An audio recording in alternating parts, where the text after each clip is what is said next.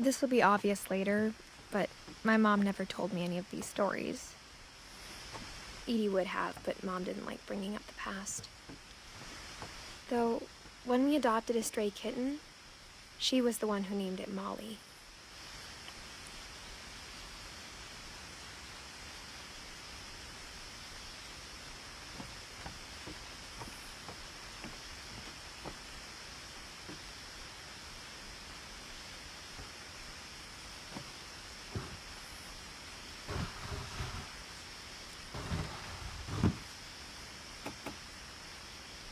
I spent a lot of time in Great-Grandma Edie's room.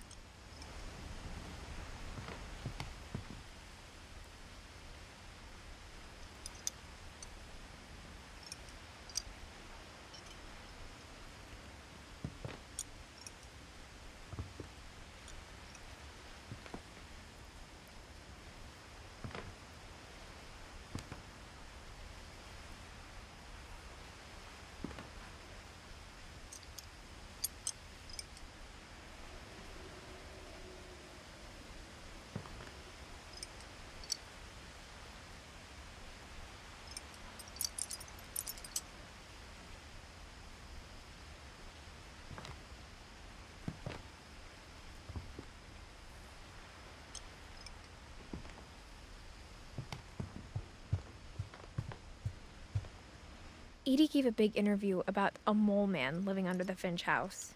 My mom was furious.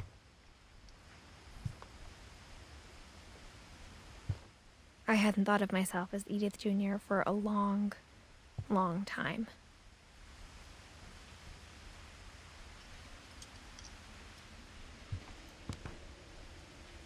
One summer, they evacuated the island, but Edie refused to go.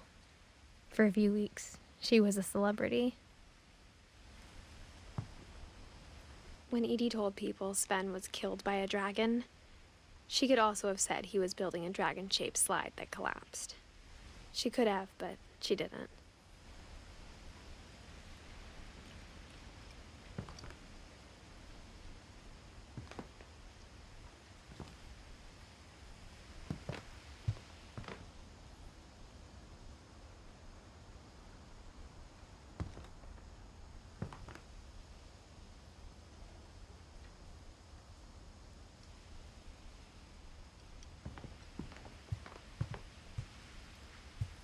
Louis died a week before we left, but Edie had already started to memorialize him. Edie knit me a new pair of gloves every year, just in time to replace the old ones.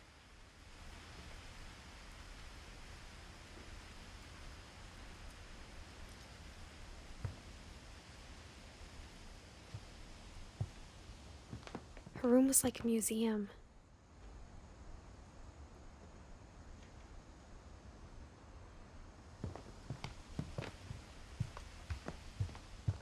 Even in her 90s, sometimes Edie seemed a lot younger than my mother.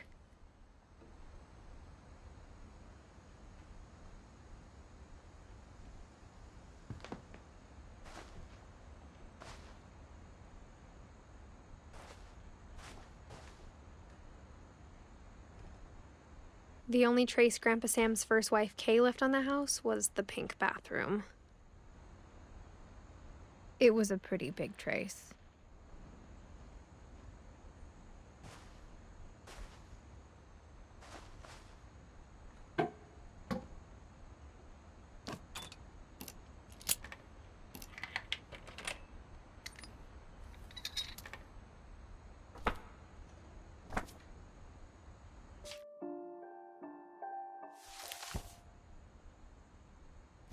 There's a secret in this bathroom.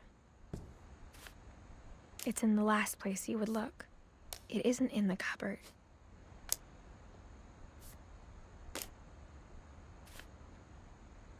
It's hidden in this book.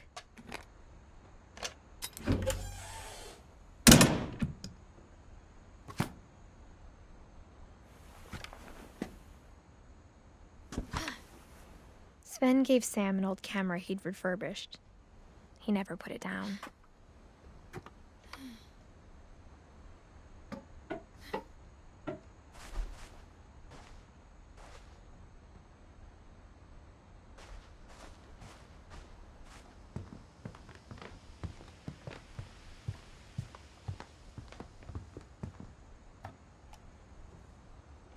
For 500 years, the Finches have been famous throughout Norway for their fortune and misfortune.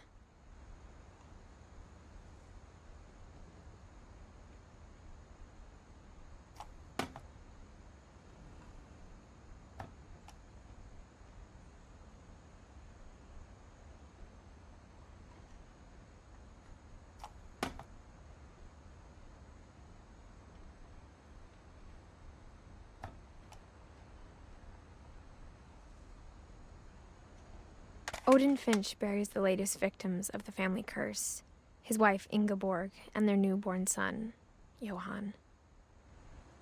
On January 7th, 1937, he set sail with his family and his house, hoping to leave the curse behind. But 40-foot waves off the coast of Washington send the house and Odin to the bottom of the sea. Odin's daughter Edie, with husband Sven and baby Molly, step ashore on their new home, Orcas Island. Odin Finch is the first to be buried in the new family cemetery. His daughter Edie is already dreaming of a new Finch house.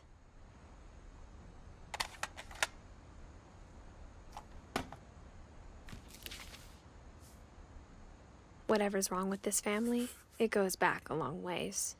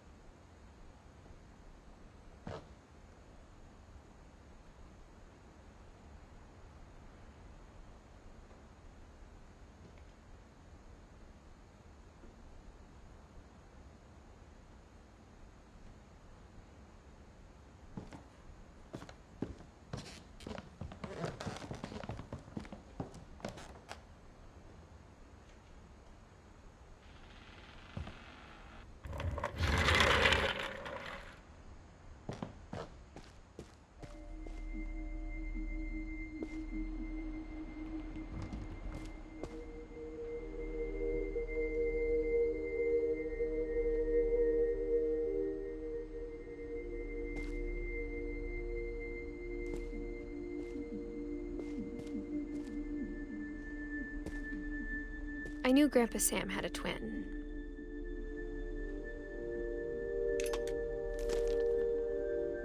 And that he never talked about him.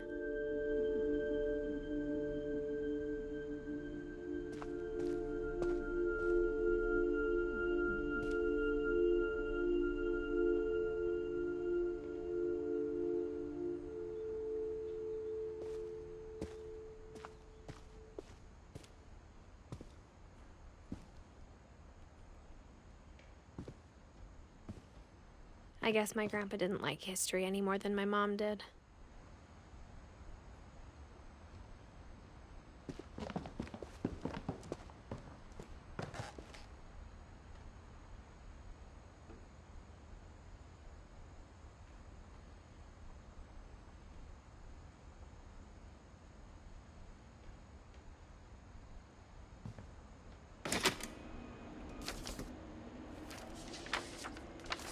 How I Want to Remember My Brother by Sam Finch. The thing I remember is that when he made up his mind, that was it.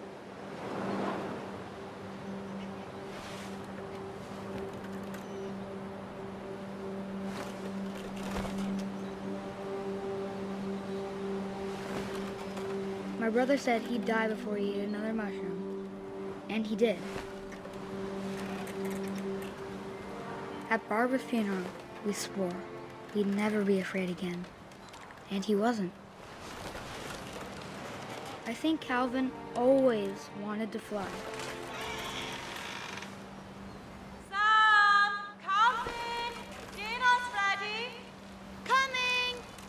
But that day, he finally made up his mind to do it. I told him going around was impossible. Maybe if I hadn't said that, Alvin, I'm not gonna tell you again. maybe if the wind hadn't picked up,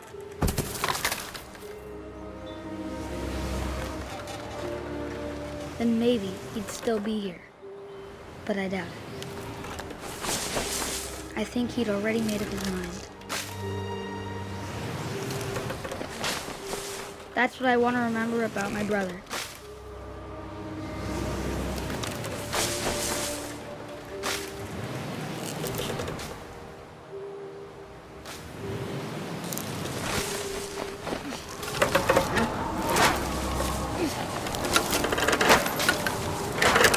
The day he made up his mind to fly. And he did.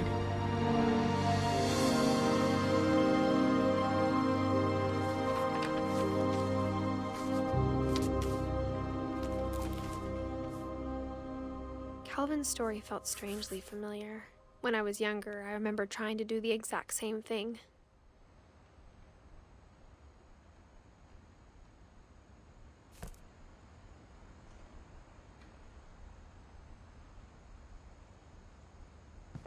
After the funeral, Edie roped off Calvin's half of the room.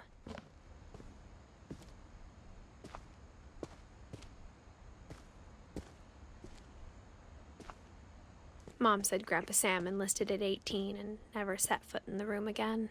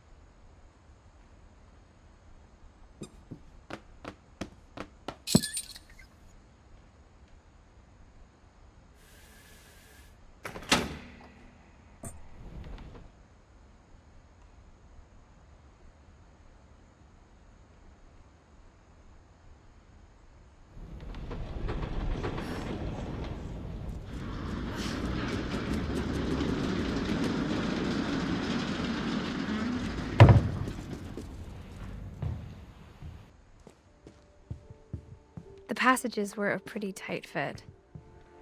They'd obviously been built for smaller hands and bellies.